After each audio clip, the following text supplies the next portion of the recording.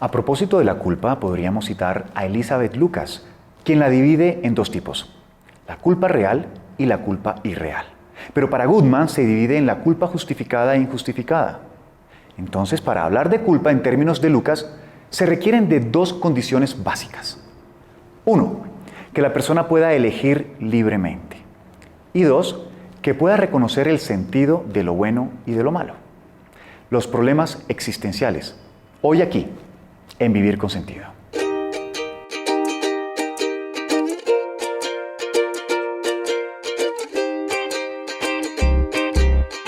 Bueno, Efraín, hoy vamos a hablar sobre los problemas existenciales, ¿cierto?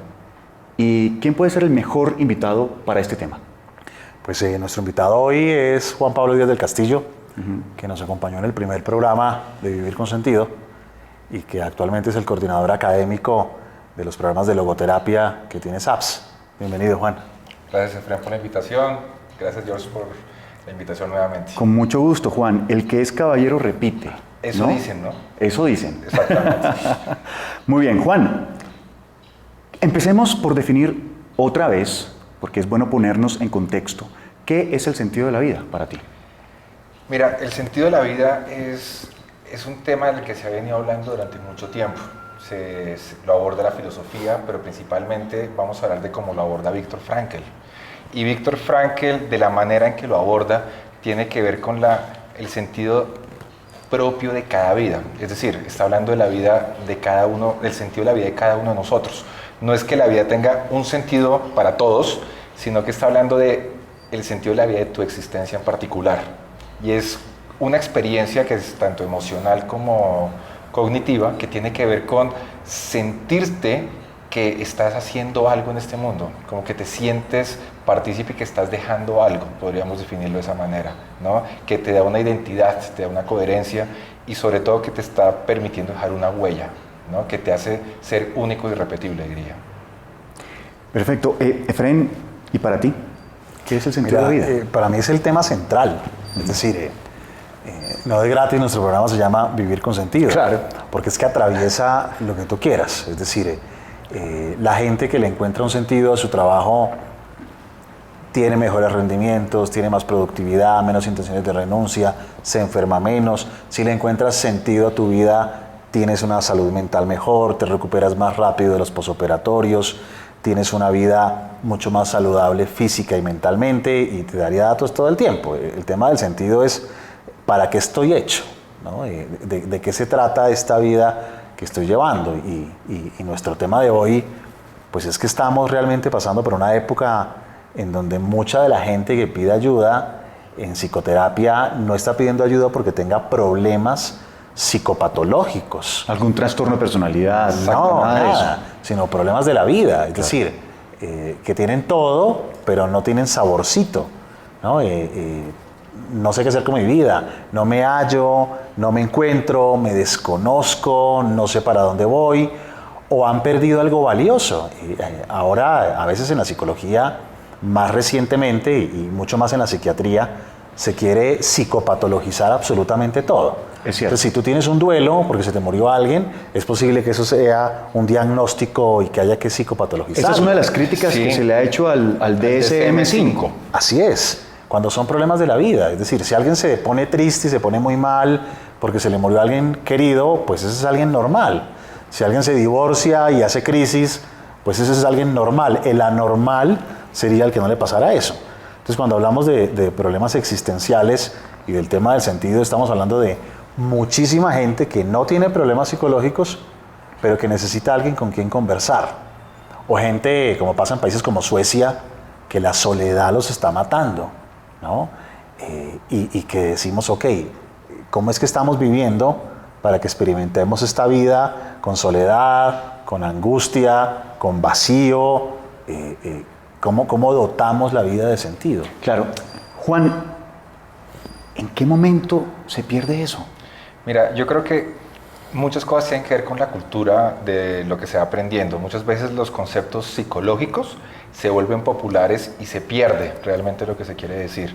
Y estamos en una época donde en cierta parte la psicología ha cometido como ciertas equivocaciones y nos ha planteado la importancia de sentirnos tranquilos, Como que lo ideal es estar tranquilo, no sentir sufrimientos, y si siento ansiedad, desarrollo un programa para eliminar la ansiedad, ¿no? Vivir como calmados, tranquilos. No, y además Ajá. te toca ser feliz. Es un mandato, además en la actualidad. Tienes que ser feliz porque si no eres el más desgraciado del planeta. No, y esto O es- tienes que demostrarlo. Sí. Con Esa es eso que otra. Fren está diciendo ahí, me acuerdo que en Uruguay salió en el periódico una noticia donde contaban que un niño que se sentía triste lo diagnosticaron con depresión y empieza a tomar medicaciones simplemente porque se sentía triste. A veces se sentía triste, porque es un mandato tanto el de la felicidad, casi que fuera una dictadura de la felicidad, que si tienes momentos que no son felices, estás enfermo, estás como fuera de la sociedad. Como que en la actualidad quieren imponerte una forma de vivir y la forma de vivir es la felicidad. Si Claro. no eres feliz, estás mal. Sin embargo, la idea tampoco es, ya lo habíamos hablado en algún momento en el Ajá. programa anterior, no sufrir por sufrir. Es decir, Exacto. el sentido tiene un sentido, ¿no? Claro. Tampoco es ser feliz porque sí y ser feliz a costa de lo que sea, pero tampoco Claro. sufrir porque sí a costa de lo que sea. De hecho, mira que Víctor Frankl decía que era bastante torpe o enfermo buscar el sufrimiento. Claro. Que no tenía ningún sentido andar buscando estar mal o sufrir. Pero que hay sufrimientos que llegan en la vida y que no es porque tú los has buscado, sino porque en la vida también hace parte el sufrimiento. Claro. Y es parte del paquete. Entonces, ¿cómo ser feliz a pesar del sufrimiento? ¿O cómo conservar el sentido a pesar de las dificultades? Pero también Víctor Frankl nos dice que no es buscar la felicidad por buscar la felicidad. O sea, el solo hecho de buscar la felicidad, para mí es casi como ir a perseguir palomas a la Plaza de Bolívar. Tal cual, o No la atrapas mariposas. nunca, es intentar atrapar una Detrás mariposa. de las mariposas. Lo que hablabas de la mariposa, Imposible. sí. Eso es imposible. Bueno, pero una última pregunta antes de irnos al corte es, ¿el sentido de la vida se busca o se descubre? Mira, es una discusión eterna. Es casi como si es primero el huevo o la gallina. Pero para nosotros en la logoterapia de Víctor Frankl, lo que planteamos es que el sentido de la vida está en el mundo. Y yo lo encuentro en el mundo y lo realizo en el mundo. Para otras posturas es casi como darlo, asignarlo. Pero es muy difícil que sea solamente una asignación, porque yo puedo darle sentido de la vida a cualquier cosa. Cuando yo lo descubro es porque yo vibro, yo resueno emocionalmente con él y me siento convocado. Pero también puede ser una mezcla de ambas, ¿no? Sí, es como si yo te dijera, George, tienes 30 segundos para que le encuentres un nuevo sentido a tu vida. Dale. Es muy difícil. Crearlo es muy difícil.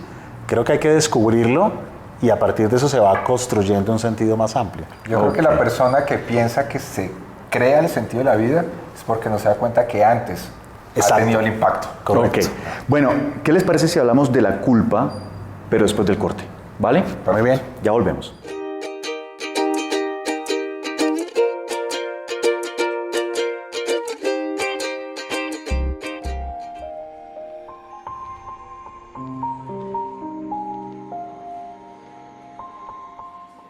Pero para mí, drogarse no tiene mucho que ver con la libertad, ¿sabes? Yo creo que si tú necesitas fumarte un porro para disfrutar una película de cine, ya vendiste la libertad. La libertad es poder hacer o no hacer lo que yo quiera. Que los seres humanos estamos condenados a ser libres y siempre tenemos opciones. ¿Cuál podría ser la solución? Lo que yo les aconsejaría es que le encuentren el sentido de su vida, que encuentren esas razones para ser felices. Para que puedas vivir con plenitud y con libertad. En la medida en que podamos aceptarlo, recuperamos nuestro propio poder. Lo único que tienes que hacer es abrir tu corazón. Y entre todos, hacer cambios y encontrar un sentido de vida. Si creemos que el cambio es posible, lo vamos a lograr.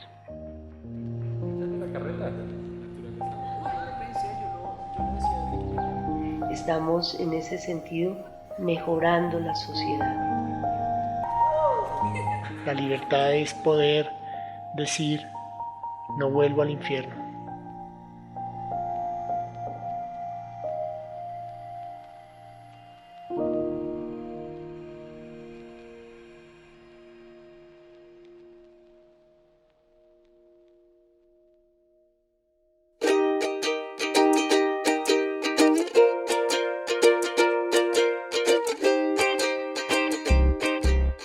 ¿Qué es la culpa? Juan, ¿qué es la culpa? Bueno, para arrancar, vuelvo y digo, hay un tema con la cultura popular y es que se piensa que la culpa está algo mal y que tuviéramos que eliminarla. Y la gente confunde la culpa con la responsabilidad. La culpa realmente es una experiencia emocional cuando yo he decidido en contra del sentido de la vida. Lo podríamos definir de esa manera. Okay. Es decir, yo soy un ser humano libre y yo doy respuestas a las preguntas, a las situaciones que la vida me plantea. Y en esas situaciones, como soy un ser humano libre, puedo equivocarme. Y como me puedo equivocar, puedo sentir la experiencia de culpa.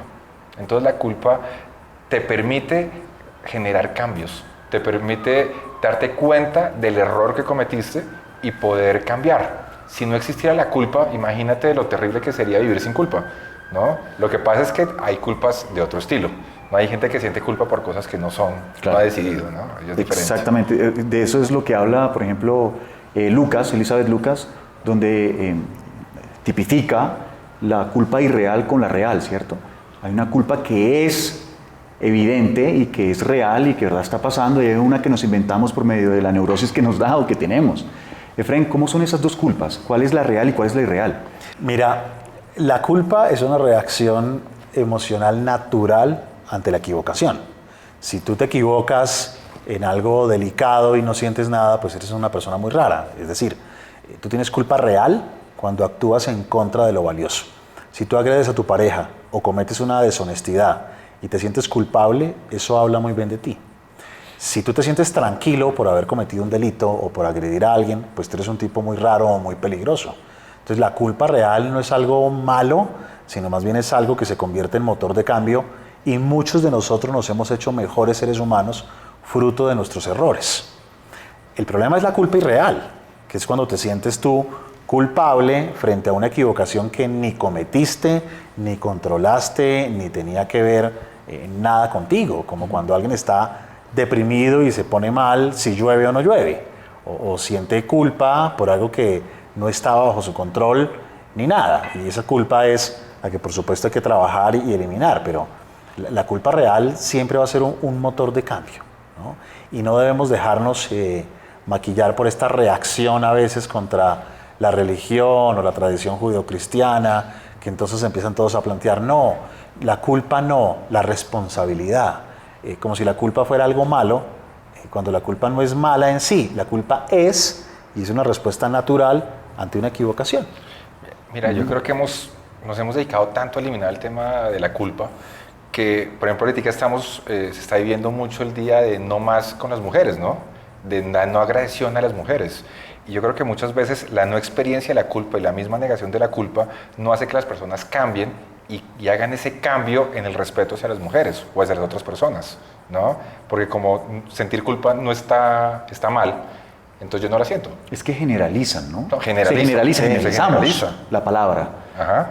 Y creo que deberíamos dividirla. Lo que pasa es que yo como ciudadano normal, como persona normal, digo yo, comillas. en comillas, sí. La palabra culpa tiene cierta connotación social, de señalamiento, sí. Pero ustedes, sobre todo tú, Juan, que eres una persona muy académica y tiene un conocimiento más profundo sobre la palabra, podría de alguna manera dividirla o decir, bueno, hay una culpa que se divide en esto y esto y esto, esta culpa es neurótica, esta culpa es irreal, esta culpa es real, pero eso la gente no lo maneja. Exactamente. Entonces, como que tenemos otras definiciones en nuestro mundo, digamos, de alguna manera, ¿no? De todas formas, hay que tratarlo, de alguna u otra manera, generando un cambio cuando es real, que es lo que tú dices, Efraín, o cuando es algo neurótico, hay que tratarlo eliminar. También. Hay otra manera. Sí, exacto. ¿Cómo serían esos dos tratamientos? Mira, cuando uno tiene la experiencia de la culpa, para que uno pueda deshacer el sentimiento de vergüenza, de sentirte mal por haber actuado en contra de lo valioso, necesitas una condición básica. Tienes que estar arrepentido. Si tú no estás arrepentido, tú no puedes deshacer el daño hecho, no puedes expiar una culpa. Y tienes que reparar el daño que has causado. Es decir, si yo te hice mal a ti porque te quité un dinero o porque me porté mal contigo, yo tengo que estar arrepentido de eso, y ese arrepentimiento me tiene que conducir a una acción reparadora. Y yo puedo repararte directamente, voy y te busco y te pido perdón, o puedo repararte indirectamente cuando ya no es posible contactarte. Uno tiene culpas de pronto con su padre o con un hijo o con alguien que murió y ya no puedes repararlo directamente, pero sí lo puedes reparar indirectamente, devolviéndole al mundo algo que tú le quitaste a otro ser humano. Y de esa manera intentas, por decir algo, restablecer un poco el orden que alteraste. Y muchas veces a eso tienes que agregarle un tercer camino, y es el camino de la autotransformación. Si tú cometiste un grave error y no puedes repararlo ya, y no puedes devolver el tiempo, y no puedes pedir perdón, ese error tiene que transformarte. Ese error tiene que volverte un defensor del buen trato, o un líder de la honestidad, o un trabajador incansable, porque si no todo el sufrimiento, tanto de la víctima como de aquel que fue victimario, pierde sentido. Y es un tema más, ¿no?, de actitud ante la vida. Por supuesto, tiene que transformarte internamente, si no, perdiste una oportunidad maravillosa de hacerte mejor ser humano, fruto de una equivocación. Perfecto. Juan, me gustaría que nos hablaras un poco sobre la soledad. ¿La soledad? Después del corte. Perfecto. Ya volvemos.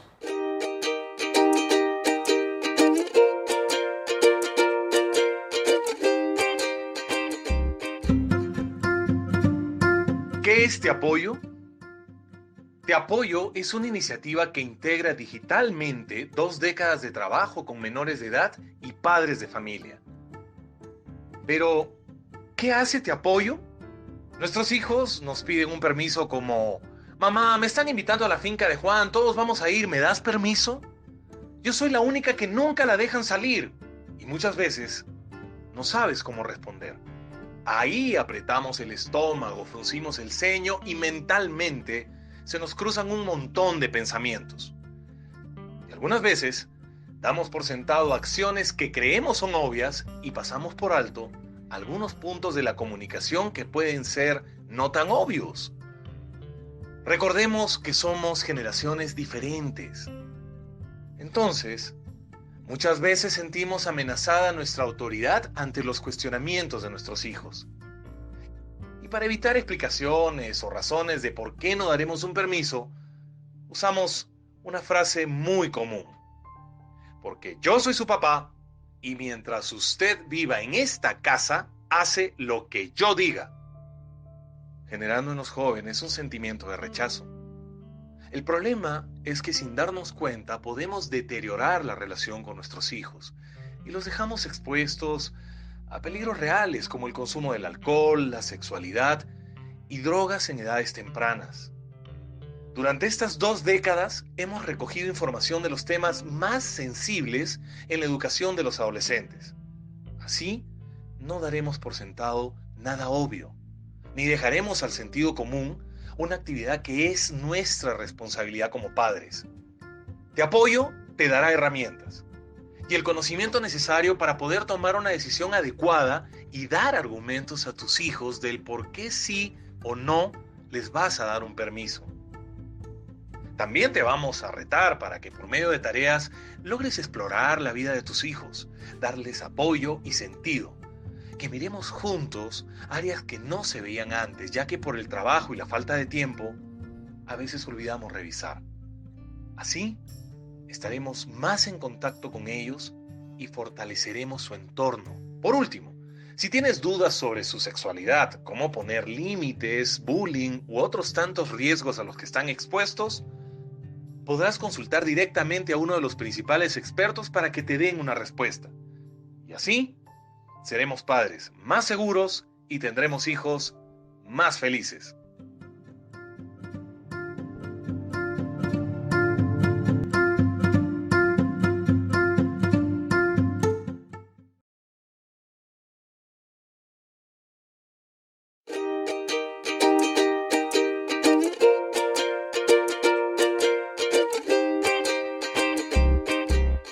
Y nuestro último tema es la soledad. Juan, ¿qué es la soledad para ti?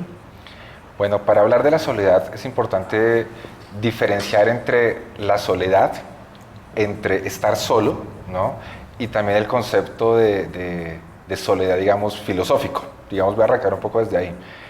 Cuando hablamos de la soledad filosóficamente, es que cada uno de nosotros tiene una experiencia única y irrepetible del mundo. Eso hace, de cierta manera, que seamos únicos cada uno de nosotros. Y muchas veces, ese tema nos complica. Porque si yo tengo una experiencia diferente a lo que estamos viviendo, en este momento los tres estamos teniendo una experiencia, ¿cierto? Pero cada uno de nosotros de los tres lo vive de una manera distinta. Y también, si lo conversamos y nos damos cuenta que los tres tenemos una experiencia diferente, uno de nosotros puede sentir que está mal. Y al sentirse que está mal, puede sentirse que está equivocado y no confía en su experiencia emocional interna. Al no confiar en su experiencia emocional interna, tiende a veces a desconectarse del mundo y a sentirse solo. Por eso muchas veces hay personas que se sienten solos entre mucha gente, porque su experiencia es distinta y no aceptan que es diferente, ¿no? Juan, pero ¿es distinta o efectivamente está mal la persona? Porque si está mal hay algo que yo digo, bueno, me tengo que replantear algo aquí, ¿cierto? La experiencia de cada uno de nosotros es diferente. Exacto. Por lo tanto, si yo tengo cada uno de nosotros una experiencia diferente, cuando la podemos compartir, podemos crear la intimidad. Si no existiera esa experiencia única y irrepetible, no se generaría la intimidad. Pero eso es un tema. Otro tema es cuando yo me siento solo porque no logro conectarme con el mundo.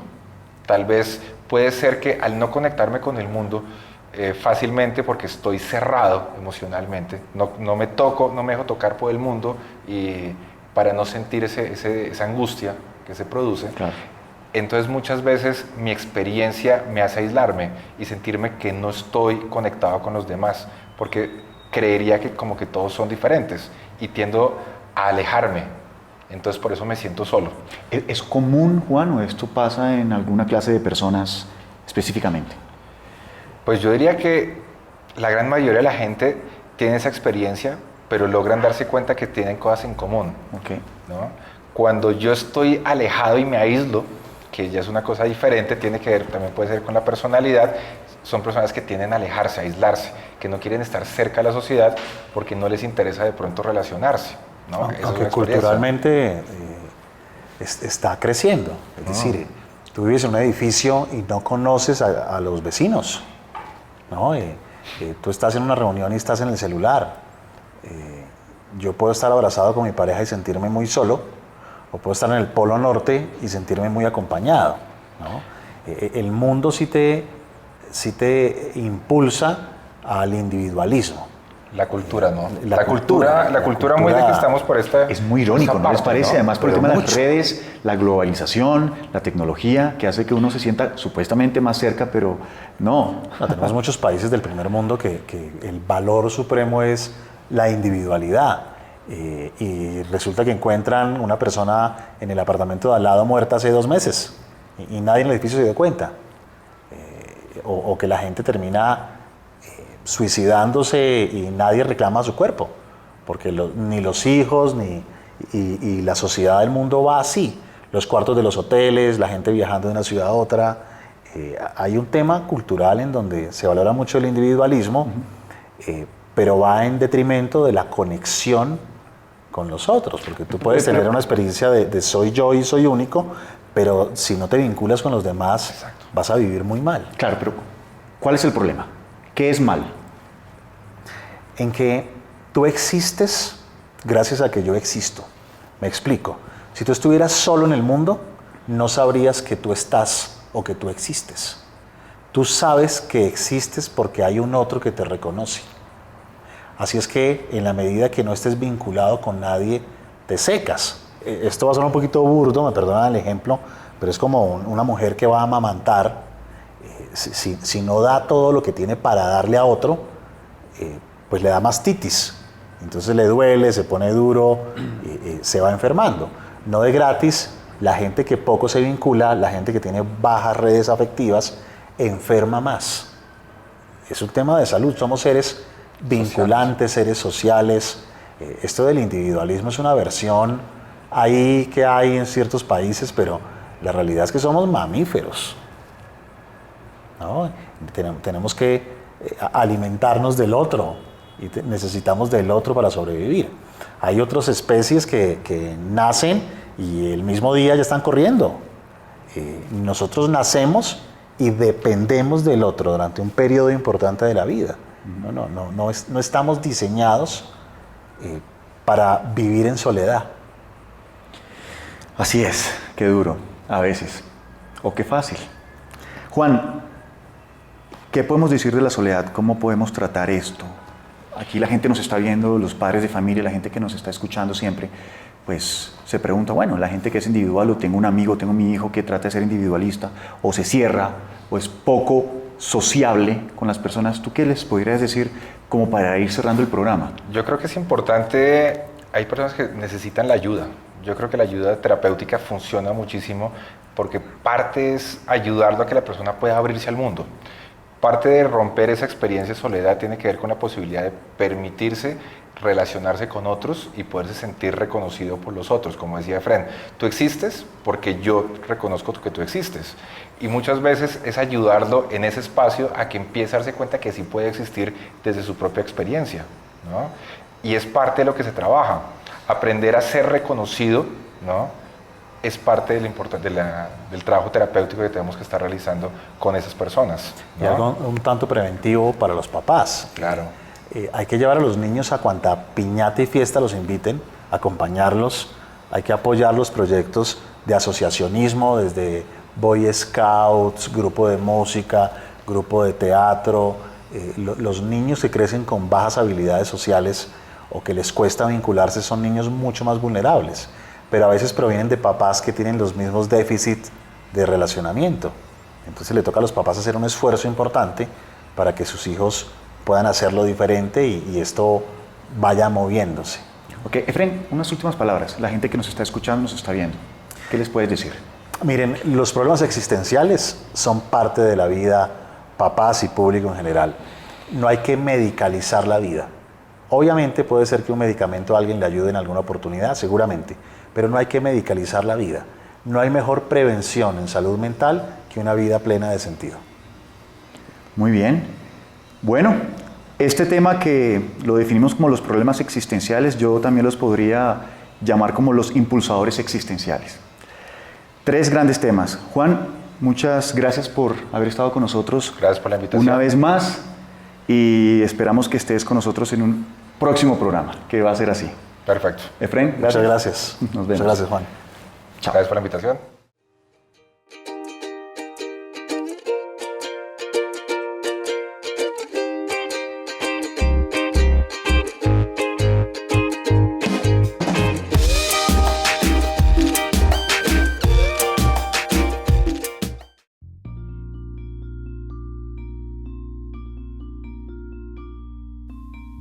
¿Quieres formarte en logoterapia? Estudia con nosotros. Te invitamos a conocer nuestros programas de formación presencial. Maestría en Psicología Clínica Logoterapéutica. Formación en Coaching Existencial.